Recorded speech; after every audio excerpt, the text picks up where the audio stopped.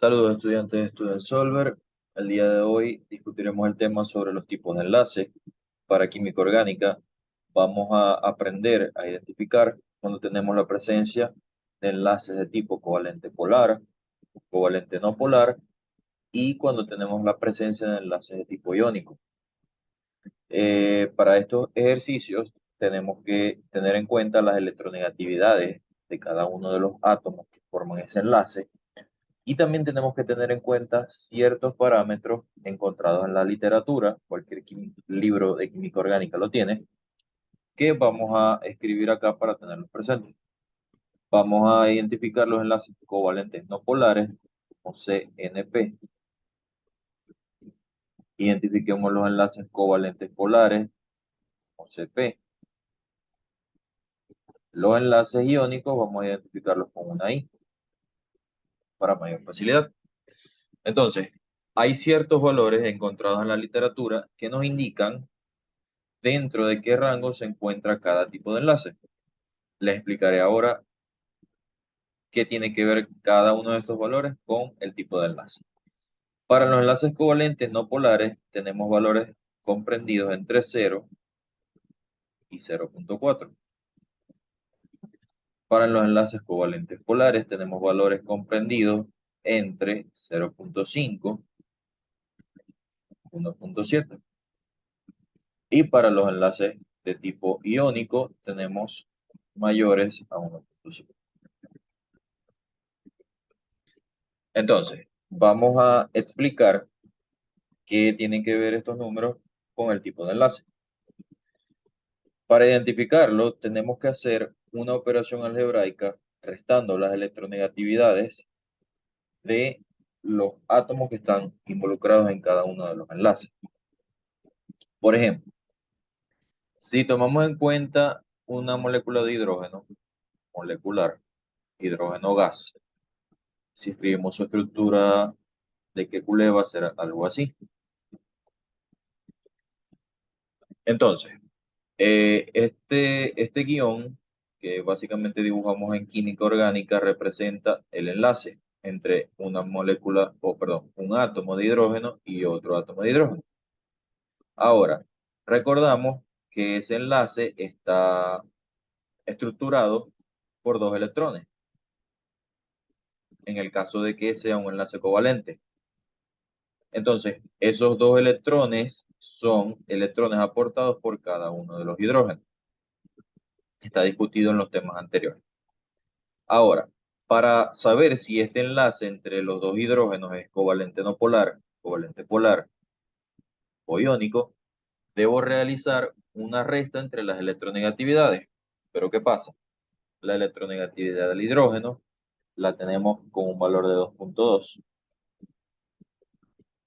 Y si restamos la electronegatividad de hidrógeno menos la electronegatividad de otro hidrógeno, es decir, 2,2 menos 2,2, esto va a ser igual a 0.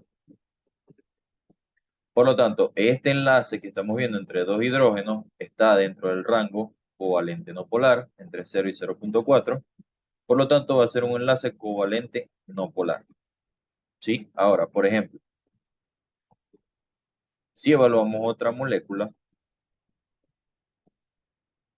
digamos que un enlace entre carbono y oxígeno se representaría de esta manera.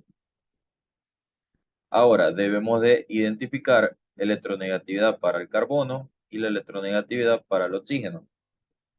Los valores son respectivamente 2,5 para el carbono y 3,4 para el oxígeno. Ahora, si realizamos la resta de las electronegatividades, es decir, 3,4 menos 2,5, vamos a tener aquí un valor de 0,9. Ahora, nuestro valor ya no está comprendido en el rango del covalente no polar. Si se fijan, llegamos hasta 0,4. ¿Dentro de qué rango está incluido el 0,9? Estaría ahora dentro de los covalentes polares. ¿Sí? Entonces, el enlace entre carbono y oxígeno sería un enlace covalente polar. Ahora, ¿qué diferencia existe entre un enlace covalente polar y un enlace covalente no polar. Vamos a dibujar acá el ejemplo anterior. Entonces, discutimos que este enlace entre dos hidrógenos era covalente no polar.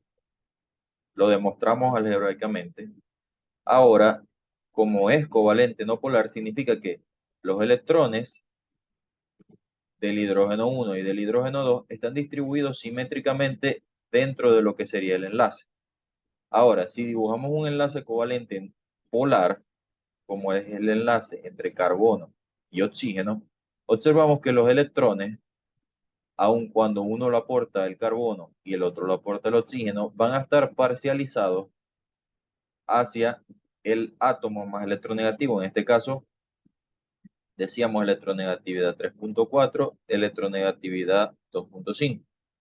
Como oxígeno es más electronegativo, es decir, tiene tendencia a jalar los electrones hacia donde está él, la carga va a estar parcializada negativamente hacia el oxígeno y va a estar parcializada positivamente hacia el carbono. Entonces, esto genera dos polos distintos, un polo positivo o un polo negativo. Por eso lo llamamos covalente polar. A diferencia del estudiado anteriormente, donde como las cargas están distribuidas de manera igual, lo llamamos covalente no polar. ¿Sí? Entonces, netamente, la polaridad de un compuesto está determinada por la distribución de las cargas. Cuando tenemos distribuciones parciales de las cargas, hablamos de enlaces polares. Cuando las cargas no están distribuidas de esa manera, hablamos de enlaces covalentes no polares. ¿Sí? Entonces, esa sería la diferencia y así se observan los enlaces de tipo covalente polar y de tipo covalente no polar. Ahora vamos a hacer otro ejemplo donde tengamos el caso del ion. Hablemos ahora de lo que es el cloruro de sodio o la sal de mesa común. ¿Sí? El cloruro de sodio, y piense que no estoy dibujando el guión que genera el enlace, porque si calculamos su electronegatividad, para el sodio tenemos 0.9 y para el cloro tendríamos 3.2.